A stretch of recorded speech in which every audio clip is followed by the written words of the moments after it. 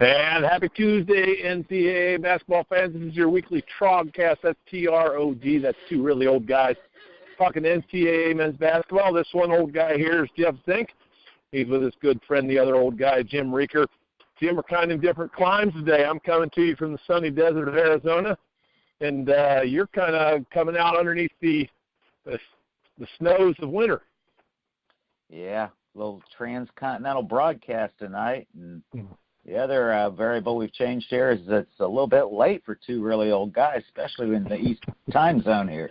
We're coming to you at 9:30, as I just told Jeff. I said we'd be watching some live scores on the board here as we talk about college basketball. Not that bad out here. Sun only went down cooling off in the desert. Having a good time out here. For our listeners, if you're wondering why not just travel, I have a great opportunity of working for the Cincinnati Reds Fantasy Camp. If you're ever interested, call Cincinnati Reds Hall of Fame. They'll tell you all about it. Great week out here. A lot of fun, beautiful weather. But we're here not to talk about baseball, even though it's coming up. We're here to talk about men's basketball. And, Jim, I'm going to stop telling you the wackiness continues. I'm just going to say it's same old, same old. Same old, same old. And just think about I was listening to a sports talk today, the couple weeks we've had. You remember the Rose Bowl overtime national semifinal, and you had the national championship go into overtime last play. And then you're probably busy, but at least you probably read about the Minnesota Vikings scoring on the last play of the game to win their playoff game. And so sports fans have just had a lot of exciting things to watch. It reminds you of March Madness in football, and yeah, this has been a crazier than usual college basketball season. I think it's just going to continue. It's drama every night. It seems like drama every night, and keeps our attention.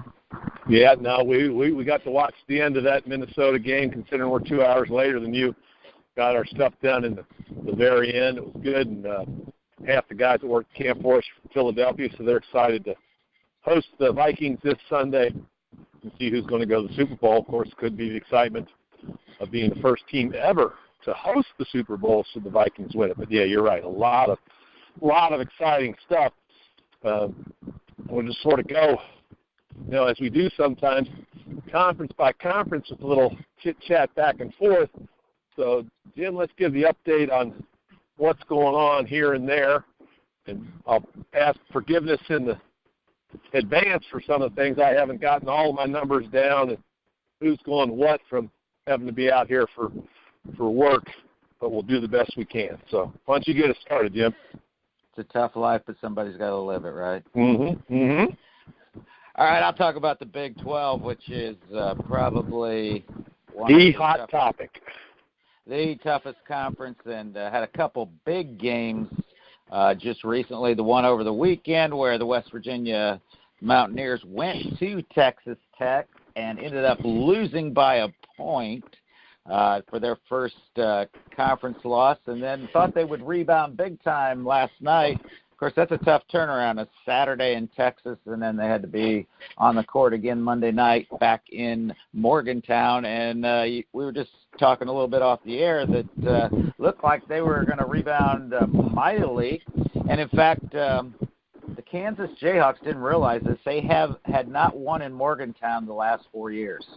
They had lost there every year, so it was kind of almost like we expected it, and it looked early on like it was going to be that way. Double-digit lead with that big pressure defense, but the Kansas Jayhawks, they kept chipping away. With about 5 minutes left, Devontae Graham, their guard, made a steal and scored on an old-fashioned three-point play, put them back within 7. They got a rebound, came back, he hit a 3, and the rest was history. They got back in the game and actually kind of won going away. So go back to that Texas Tech game we talked about. We had a little court storming incident again. Again, I don't know if you heard, though, but Texas Tech was fined $25,000 for that incident.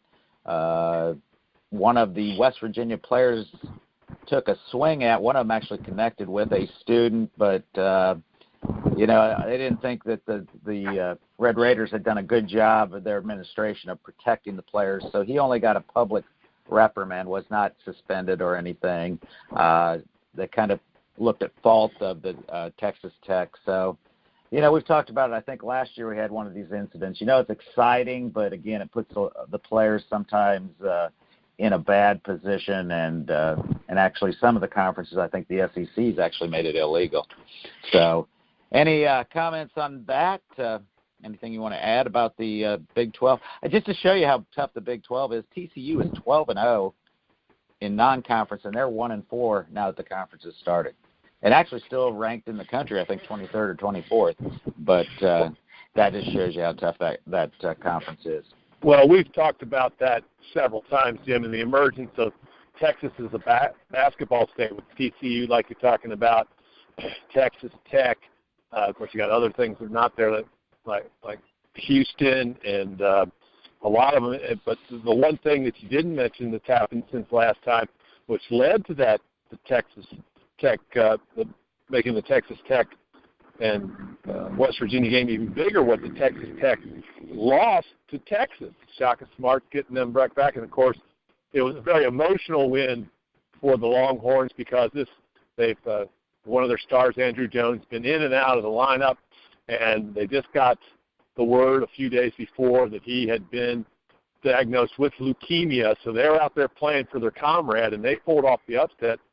And I said earlier, you were on the Shaka Smart bandwagon last year, and it never sort of came to fruition. We didn't talk about them much, but I think they're going to be a factor before it's all over. And of course, like you say, you've got two other teams in there, with including the big one with Oklahoma. But that game with West Virginia, I'm with you. I wish. I'm glad kids are spirited and all that, but it's almost like every game you storm the court rather than acting like you've been there before. It's not going to happen. It's an unfortunate incident, and some of these players really get hassled and pressured, and some of the things that are said to them and the way they're treated, sometimes I wonder why there aren't more incidences like that. Yeah, and you're right. Let's look at that whole situation. West Virginia wasn't number one in the country. West Virginia wasn't undefeated. It was a big win as far as Big 12 goes, but, if you're Texas Tech, you probably hope you're going to have lots of big wins against very talented teams like Kansas and Oklahoma of the like. So, and again, look at the video. They had plenty of guys there, but it was just like they weren't even paying attention to what they were supposed to be doing. And and I don't know if you saw the video, but I'd never seen fans come onto the court that fast. It was almost like they had cleared the way for them from coming from both ends. So I think the Big 12 maybe handled it very, very well in the fact that they, realized that the young man was put in a bad situation and not trying to condone what he had done. They did reprimand him publicly, said, he shouldn't have done that. But I think there's probably a memo that went out in the Big 12. In fact, I read that they talked about that they could penalize, or the commissioner's talking about penalizing teams' home games if situations like this arise again. They have not outlawed court storming, but they said that the universities need to take control and ensure the safety of the players at the end of games. Yeah, that's the key phrase. It's not just players, of students too. Maybe this is just the latest student fad, like streaking in the 70s, or all these things that come up. But yeah, you got to be safe. We talked about this a little bit last year. I think you remember, Jim, on one of our shows about what to do, whether it should be banned and all that. You want the kids to be enthusiastic, but safe. It's not just a Big 12 issue. Yeah. Another really, I'll give you a little insight into that game last night. I saw something I don't know if I've ever saw it before. I know I have never seen it before. They have a guy, and Sagaba Kanate. I think I got that correct because I said it many times. Very physical young man. I don't know how many blocks he had last night, but he either dunked or blocked on the defensive end, a rejection, and all he did was stare at the other player. He made no gestures, nothing, no head, nothing. All he did was he stared right at him, and he got a technical. And tonic.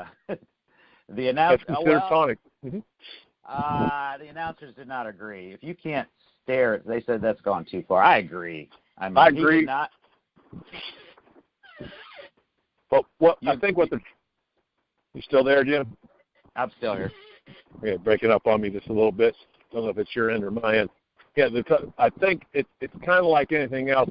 They want to get it to stare before it becomes a chest bump or a push or a punch or all that. So I'm with you. I don't. It's kind of like baseball where the warning comes out the first time somebody's thrown at.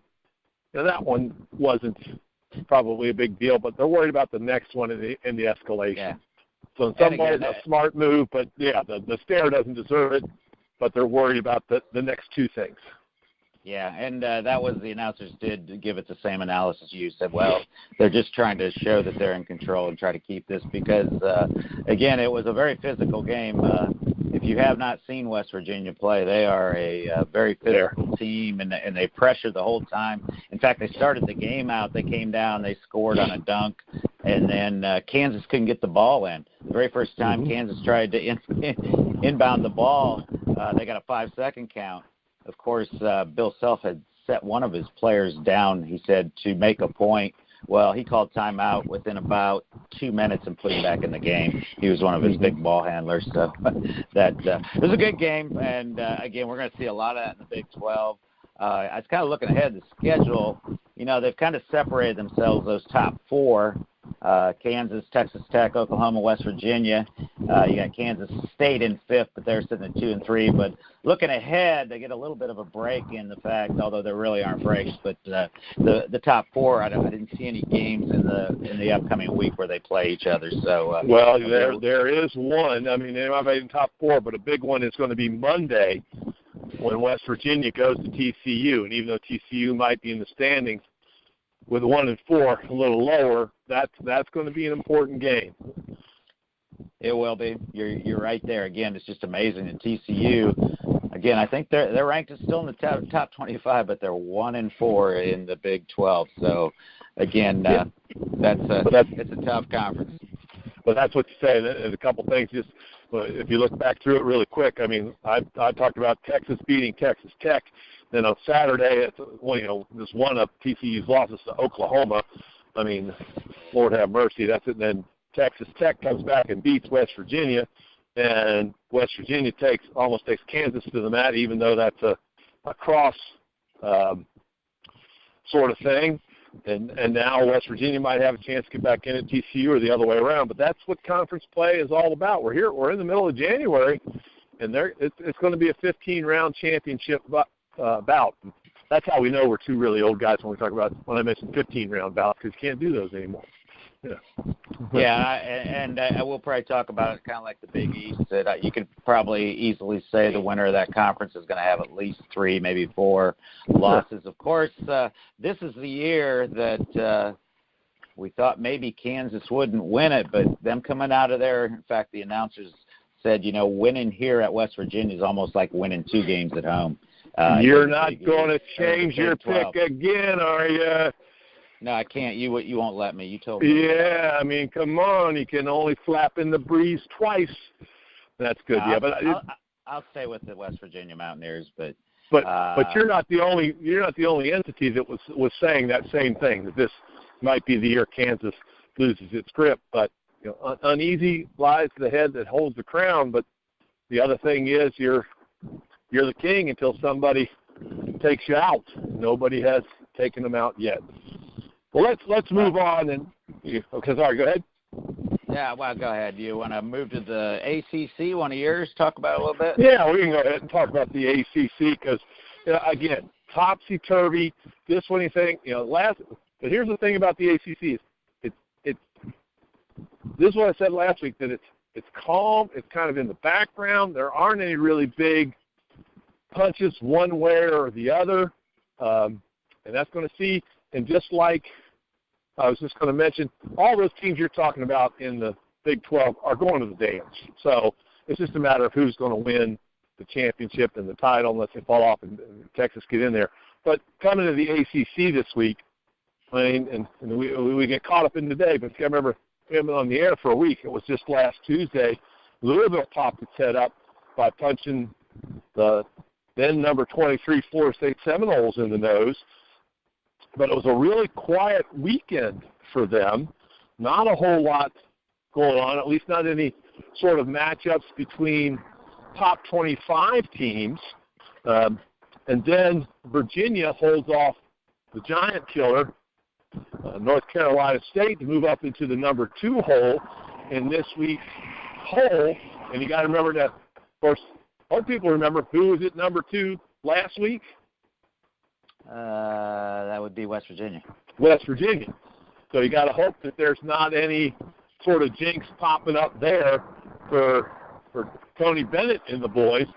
And they play, a tough defensive thing. Like we were saying earlier, one of the problems with West Virginia is Bobby Huggins can keep defense all day long, but they just never seem to be able to shoot different times, and that's always been their downfall with whatever team he has. It's taken 2 different teams to the Final Four, but if their pressure doesn't work or you get by it or something happens, and that's the same thing with Tony Bennett's crowd. They're a little more disciplined in their approach than a sort of smash-mouth, rugged press if they make you work for it. But if somebody can get around them and they're not shooting well, they can go down. But right now they're at number 2 and looking very, very sharp.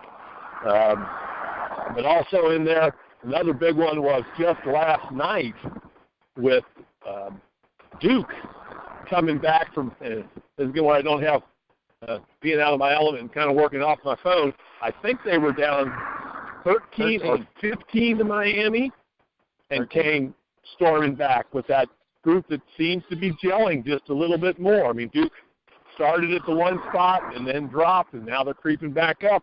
Krzyzewski's always got them there at the end. So Grayson Allen and the 4 kids are just finding a way to do it, and that's what I even said a couple of weeks ago. Duke is going to be dangerous, and they're going to be there at the end, and that's what's going to be very fun. But coming up in the week, and this I think is a game to watch, and it's probably on already. Might even be close to finish if they started it close to him, would be North Carolina and Clemson. And I thought at that time, it's over? Yeah. North Carolina won by about 8 points, I think. About what? By about 8 points. North Carolina won. But at that point, I didn't get a chance to see it because we're going late. Can't go too far into the future. Clemson might have been, we're thinking it might be ranked ahead of North Carolina, but that could have been one for there. So now North Carolina and Roy Williams coming back against some of these quality teams and making it happen. But again, with top 25 matchups, nothing else really going on there until we meet up again. Not a lot of movement like there was in the Big Ten over the past week and a half. But the ACC just sort of goes swimmingly along. Guys are beating who they're supposed to. Maybe a small upset like the Louisville, Florida State one. But that whole conference is going to be right there. And like we said before, Big 12's getting all the press. But watch out, the ACC again might have 10 teams in the NCAA. And just 2 minutes before I came down here to my office to call you up here, Louisville just beat Notre Dame in double overtime at Notre Dame. They're sitting at 4-1. What a job David Padgett has done with the Louisville Cardinals with that big black cloud hanging over that program. Mm-hmm. Well, it took them a slow start. Dave Padgett, you're saying the exact right thing. He deserves big kudos for what he's had to deal with. And that's the other team that I was just about to mention is Notre Dame really hasn't reared its head yet. They kind of took a slide back, but they're going to be there at the end. Mike Bray will have them ready in about a month when the conference tournaments are going. So, yeah, quiet, but, that's not a huge upset, Louisville over Notre Dame. And Notre Dame's missing Bonzie Colson. He is out with a injured foot. In fact, the announcer said that Mike Bray has said, and I don't know how many games they got until he's back, but they want to win. Their goal is to win 9 games. And, they're only going to get better. They actually were playing a young man from Lithuania who I'd never heard. Gibbon is his name. And I thought, this guy must be a freshman or something. I looked up. He's a senior, just never played much, but he was playing the entire game. At one point, I know he had 16 rebounds and 16 points. So, again, if they get Bonzie back, he'll probably be even stronger, having developed some other guys without him, because he kind of dominated the offensive end for them. Yeah. So ACC going swimming along, lots of pushing and shoving in the Big 12. Let's move on to one of your others. Who you want to talk about? You usually go with the Big 10 and save your buddies in the Big East for last, but I won't read your mind for you. Yeah, let's talk about the Big Ten, and the Ohio State Buckeyes continue to just amaze me. But, again, Chris Holtzman, we saw him in the Big East with the Butler Bulldogs and what he did there in a couple years, and we shouldn't be surprised. But they and the Purdue Boilermakers are both sitting at 6-0. And actually looked at Ohio State's got a very favorable schedule here for the rest of the month. They don't meet each other. Purdue and Ohio State don't play until February the 7th. But the Buckeyes play at Northwestern tomorrow, and then they got 5 home games against, kind of middle-of-the-pack teams. I think Illinois, Indiana in there. I could foresee, and Purdue's schedule's a little bit tougher in the fact that they go on the road a little bit more. They got to play Michigan, who been playing very well, actually beat Michigan State at Michigan State. So it's conceivable Purdue and Ohio State play each other on February the 7th, and they're both undefeated in the conference. I don't know what odds you would get on that bet. But here's the other thing, that they only play each other once. That's the only meeting because of that unbalanced schedule they have. The other thing I'd talk about is Michigan State. What a slide they have taken. Remember last week we were talking about they went to overtime against Rutgers, and then, again, Michigan kind of manhandled them on their own floor. Problem there, and I think it's a problem of any team. In fact, you probably can look at maybe one stat and almost determine the winner of almost every game, and that's a turnover game. That's what Izzo said. I think they were averaging in that stretch over 20 turnovers a game. You're not going to win a game when you keep giving it back to the other team without giving yourself a chance to score. So, but that's a shock, You remember a couple weeks ago, Michigan State got back into the number 1 spot, had only 1 loss. I think it was to Duke in the first game. Everybody said, well, they're going to sit there for a while and they're going to dominate the Big Ten. And it hadn't happened. They've actually fallen down into a fourth place tie with the Indiana Hoosiers. But again, coaching matters. And Tom Izzo's there, and he's got some talent. So they're going to be in the big dance. And again, look out for him when he does get things figured out and gets the ship righted. Yeah, no, and like I said, that's a conference that we didn't expect to have much news out of. In fact, a few weeks ago, you just sort of thought, Michigan State and Purdue, and not a whole lot there, but I'm glad the Wolverines are back in it, glad the Buckeyes are back in it.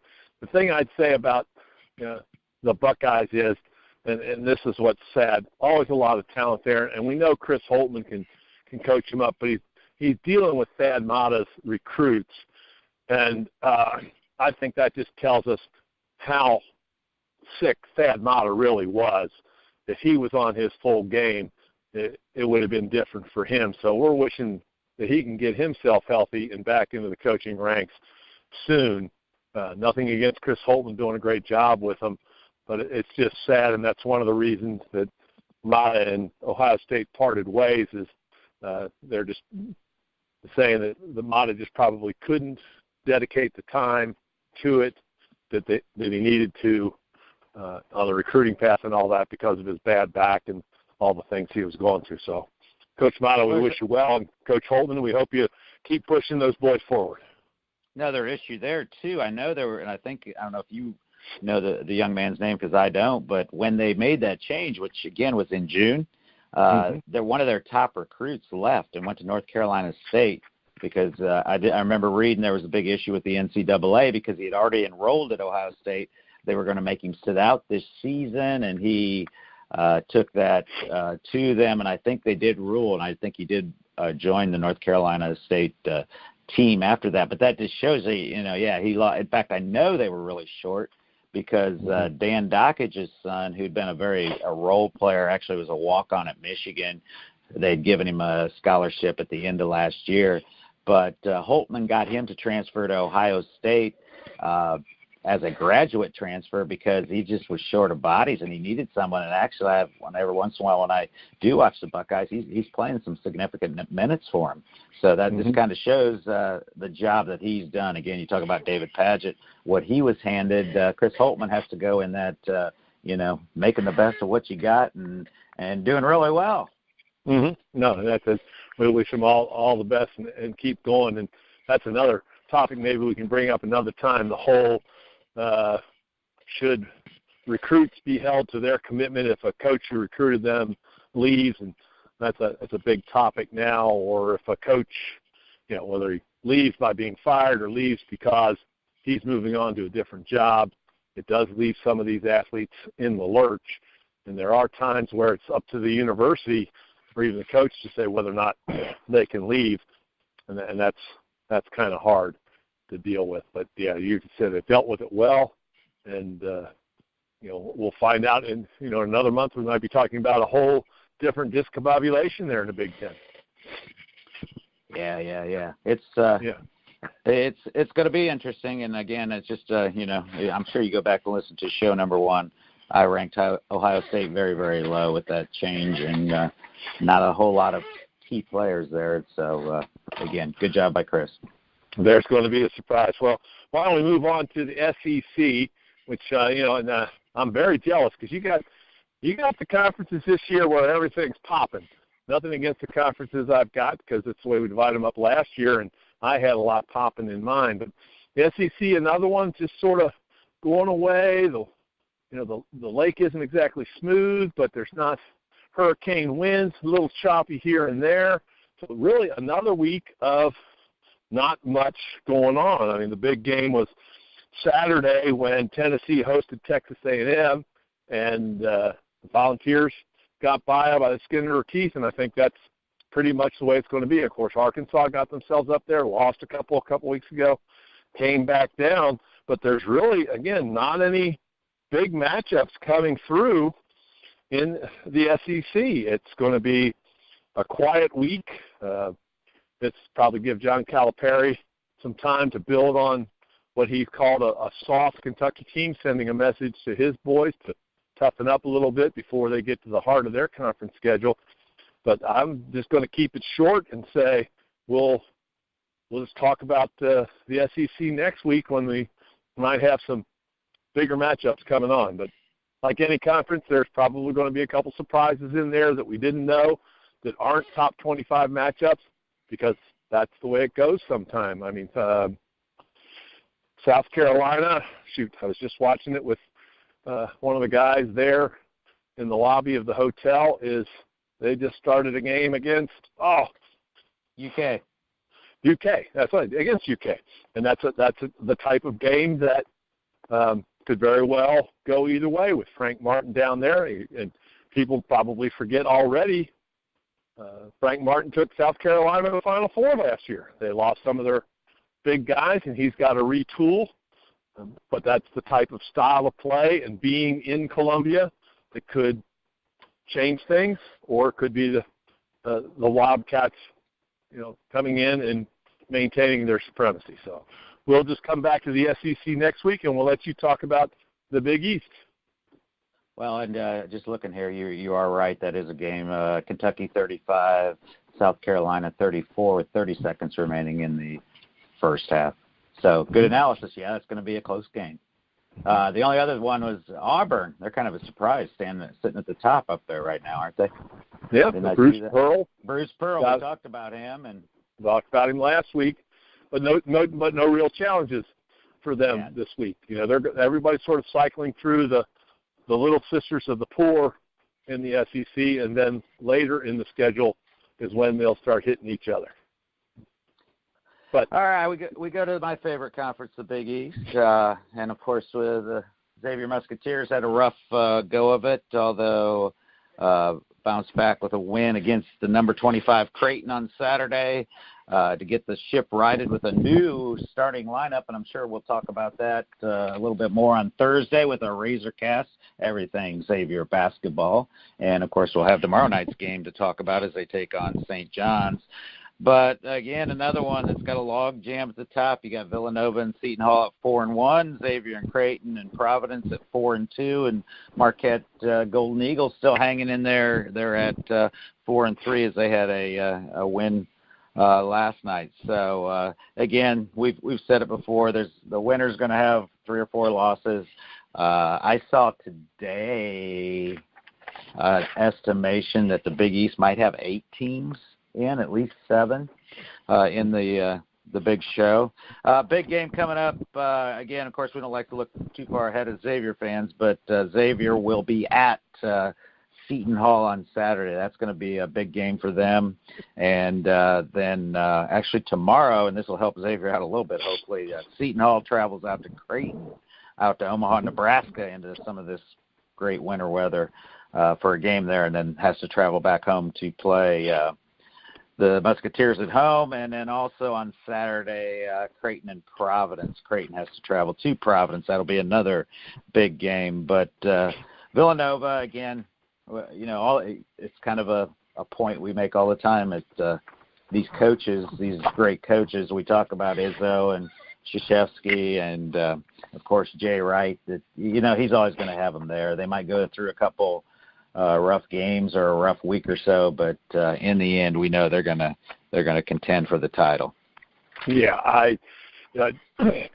we've talked really about the Big East twice a little bit on this show, and as you say, it's a big part of our Razorcast on Thursdays. But I obviously, and after the win against Xavier, where I know you don't like to repeat it because you're the big musky guy, but Villanova owned them, as we talked about last week on that cast.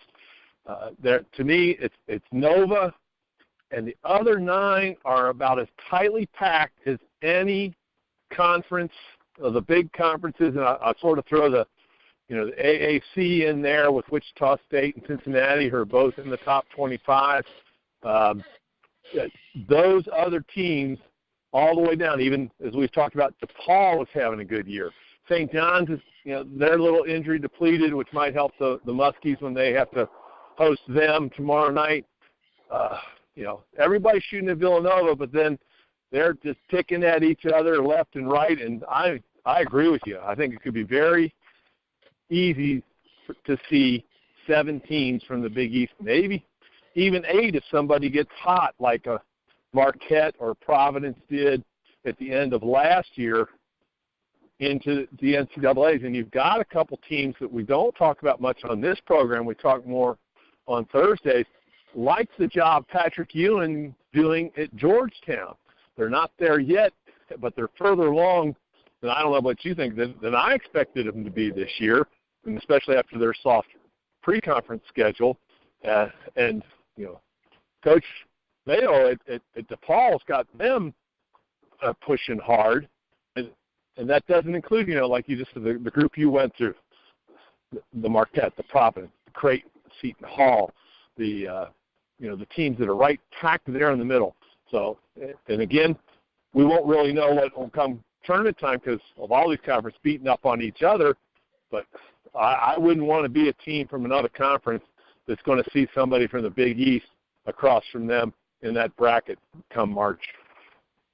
Yeah, and I think the goal, and we remember last year because it was Xavier, the 7th team out of that conference to go was 9-9 in the conference, and of course they were maybe the last team to get in the NCAA. But I think that's probably the goal of some of those teams. If they could go 500, and have a winning record overall, they're going to be probably invited to the big show. Yeah, that's talk about them being possibly the last one, because there was one of the Big East. Who was it? Was it Seton Hall that was in the play-in game? That's one of the last teams invited. Xavier was going. They had a rough January. But it's always fun, and that's the thing about mid-January when there's snow just about everybody. I mean, there's snow in Texas, there's snow in Louisiana, there's snow in Atlanta. You can sit inside, turn on your TV, and watch a great college basketball game. Any other final thoughts there on the Big East before I move on to the Pac-12? They still playing out there, Pac-12? They are still playing out there. Don't make fun of my conferences. I don't make fun of your conferences. Well, I do make fun of them a little, but no. Last week, if you remember, probably the big story that I threw out there was, how quiet Oregon was coming back, and could they pull off what Colorado had just done a couple weeks before when Colorado took down both Arizona State and Arizona. And I tell you what, they pulled off half of it, but the difference here was both the Sun Devils and the Wildcats had to go to Boulder, and you talked last week about how hard it is to play at altitude, but Oregon traveled here to Phoenix and then stayed for the game in Tucson, and they took down the Sun Devils, which were at that time number 11, and they couldn't quite pull off the double as Sean Miller's got those Wildcats back on top. And it could be that we're just seeing the Sun Devils really settle in. This is the year, Bobby Hurley really got a team fired up there early, got them up into the top 5. But there's this strange 4-letter word in all of college basketball, and that's FILM. These coaches are watching film now on those Sun Devils, and I think they're figuring out a couple of ways that they can tweak around them. They're still going to be there, at the end, and Bobby Hurley's done a great job with a young team. In the beginning of the year, I don't know if you remember, I said they were a team to watch out for, but, again, I thought they were a year away. They might be a year ahead of schedule. But also, they sort of righted the ship. If you look at some of these other scores, the Pac-12 isn't going to be the conference that it was last year, but there's still some strong teams in there besides the one that I've just mentioned, Arizona State. Arizona, obviously. Oregon coming back into play. Colorado's been tough. Utah is going to be tough. But you also see Southern California starting to raise its head. And Stanford went at each other, and Stanford's a little better than they thought. Still, out of the 6 conferences right now, you got to rate them 6th. They're not quite there, but there's still some very, very good basketball in there, and it might work in their favor because Sean Miller's Wildcats were so highly ranked and then fell so precipitously in the Hollywood tournaments. Everybody just sort of shook them off. And even Sean said, as we talked in one of our broadcasts last week, he sort of said, I don't know how to get to these kids, but it seems like he's slowly getting there. And with kids like DeAndre Ayton and Alonzo Trier and the guys with the big wingspan, a few more games in, another 10, 12 games before tournament time, they're going to be even better and better. So watch out for the Wildcats. I had them winning the Pac-12, and I think they're going to be a force in the tournament, even though people are looking at them cross-eyed right now. Yeah, my only observation would be, I don't know how enjoyable it would be to play for Bobby Hurley when you're winning. It can't be much fun when you've dropped 3 out of your last 5 games. No comment beyond that. He is the coach that, that old joke, when you look up intensity in the dictionary, there's a picture of Bobby Hurley on the sideline. But, that intensity is what's gotten him there. He's pushed him to another level. How long will they respond to it is the other thing. Well, and that's the thing. Yeah, now that they're not winning, sometimes it's harder to deal with certain things. So, it'll be fun Sometimes you turn a coach off. And, again, his style is sort of the opposite of Sean Miller's, which is a little more cerebral. And he's going to get and Andy Enfield, too, which is he's more of a process guy. And like I was talking about Frank Martin in South Carolina when we talked about the SEC, you got to remember that Oregon Oregon was in the Final Four last year as well. Of course, they lost Dylan Brooks and a couple of their other support players. So Dana Altman's going to have them in good shape. It may not be the squad they were last year. And that's the fun, like you mentioned, Jim, about having these great quality coaches. They know how to coach them up. And I just mentioned several. And another one you didn't mention, but we were talking about Bill Self at Kansas. In fact, I know you didn't see it, but he came out last night, and we know that Bob Huggins always wears the windbreaker pullover quarter zip. Bill Self had one on too. Only his had a Kansas and he wore it the whole game. And in fact, Holly Roll asked Huggins going in at halftime. He says, "Who wears it better?" And he goes, "Are you kidding me?" Yeah. Like nobody wears. Have you seen me lately?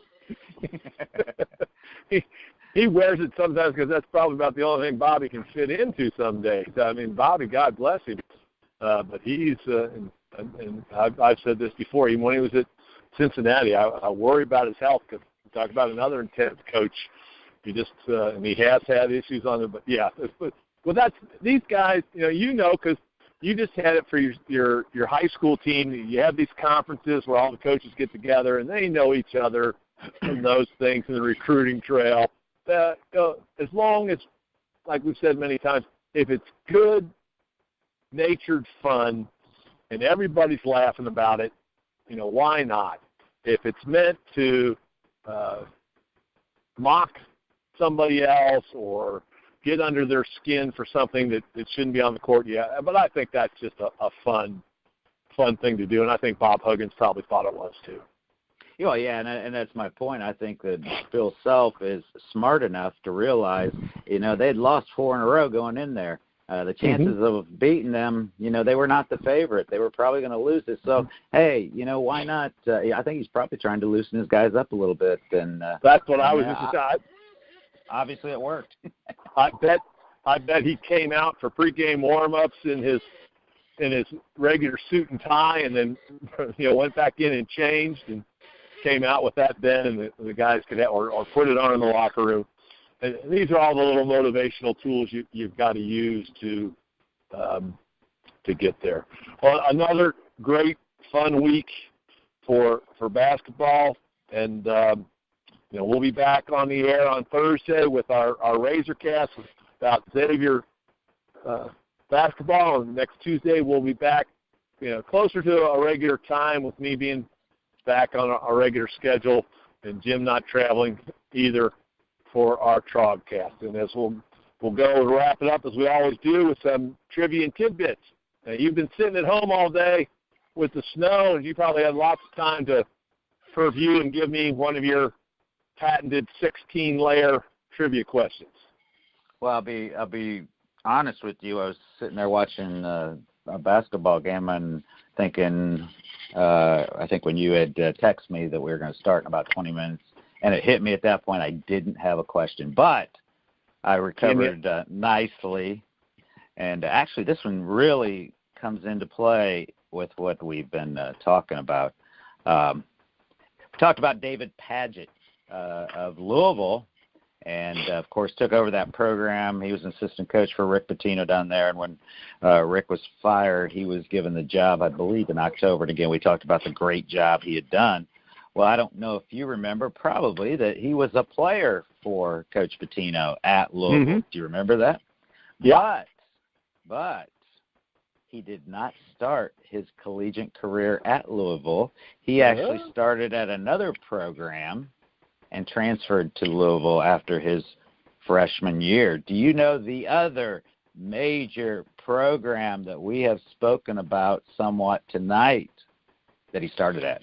I gave you a hint there a little bit. Yeah, you did. Tough question. You did, because that also eliminates what was going to be my guess. So I won't even mention that because we haven't talked about that program. I would, he's a Midwestern boy, so I'm going to go out and say Ohio State. Was he at Ohio State before he went to Louisville? He was not. Good guess. But no, he started out at Kansas. And this, and you were speaking about this, and I almost said, hey, remember that thought when I asked the question. Here's what happened was he was recruited by Roy Williams. But and then he left for North Carolina. He left for North Carolina before his freshman season. Well, Padgett decided, well, okay, I'll stay for this Bill Self guy. And he played a year and just didn't feel comfortable, so that's when he transferred to Louisville. You were talking about, when the coach leaves, should the guy be held to?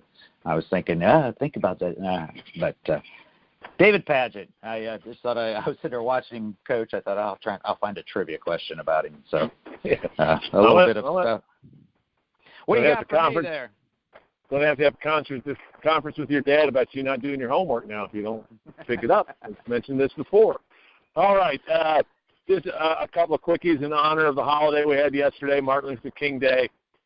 Nobel Peace Prize winner, a man who helped change the civil rights landscape, unfortunately left us way too young in 1968 in an assassination. But celebrating the day of his birth yesterday, I thought we'd go back into the archive a little bit and do a shout-out to the first NCAA African-American head coach in Division I history. And sadly, it wasn't until 1970. Can you believe that, Jim? 1970. Yeah. You would think in basketball it would have come a little sooner, but that's only 5 years after the big Texas Western 5 that beat the Adolph Rupp. Of course, they made a big play of 5 African-American guys on 5 white guys, but a lot of those games leading up to that had many African-American players. I know the UC Loyola Chicago game just a couple of years before that, I believe, had 7 or 8 starters who were African-American mixed up between the two squads. But anyway, it was 1970. And not, when I think of it, probably not that big deal because Major League Baseball didn't have an African-American manager until 1975. But anyway, I digress. That's Will Robinson, who took over the reins at Illinois State in 1970. Coach Robinson went 78-51 before he moved on to be a longtime assistant coach and scout with the Detroit Pistons, whom he had played with briefly as a player. And those of you who watch college basketball, and I'll give you a hint, Northwestern fans, they may know that one of the big things that Coach Robinson was able to pull off was a number 1 pick in the NBA draft in 1973, one of his best players. And I gave you the Northwestern hint. Know who it was? No. Doug Collins. Oh. Doug Collins, Coach Collins' dad, who coached for many years in the NBA. And if you ever want to see a great 30 for 30, he was the guy at the free throw line in the 1972 Olympics, the big one between the U.S. and the USSR. And to this day, that's why, to this day, that team has not accepted their silver medals because they felt they were cheated out of the gold. And that's a great documentary that walks them through those final replays, 3 different endings of it. And it's the first time the U.S. did not win the gold medal in the Olympics as we're coming up on the Winter Olympics. And, of course, we've got to give a shout-out not only to the first African-American coach but the first African-American coach to win the NCAA just 14 years later, so the transition didn't happen too longer. You know who that is, don't you? John Thompson. John Thompson out of the Big East in 1984, and to date there's only been 4 African-American coaches. I hope that soon, Jim, we're talking about, doesn't matter whether they're African-American, pygmy or Amazon or green or blue or mixed race or whatever it is, but it is sad. There's a lot of the things going on in our country. We still have to make those designations. There's only been 3 other coaches. I'm not throwing this out as a trivia question, but do you know who any of the other 3 are? We talked about one of them last week or a week before in your trivia question. Tubby Smith at Kentucky. Any know the other 2? Not coming to me. Not coming to you. You'll recognize him right away. Nolan Richardson in Arkansas, and Coach Ollie, who's still there at UConn, taking over for Jim Calhoun in 2014. Well, as always, we thank you all for listening. It's always fun to do this. Thank the people at the Grueling Truth for allowing us to do this each week, and we will hope you're coming back to listen to us next week. The two truly, really old guys talking NCAA basketball. And please join us on Thursday for our Razorcast talking about all things Muskie basketball. Until then, Jim, thanks again. Keep yourself warm out there, and I'll try to bring some of this fantastic Desert Heat with me when I come back on Saturday. All right.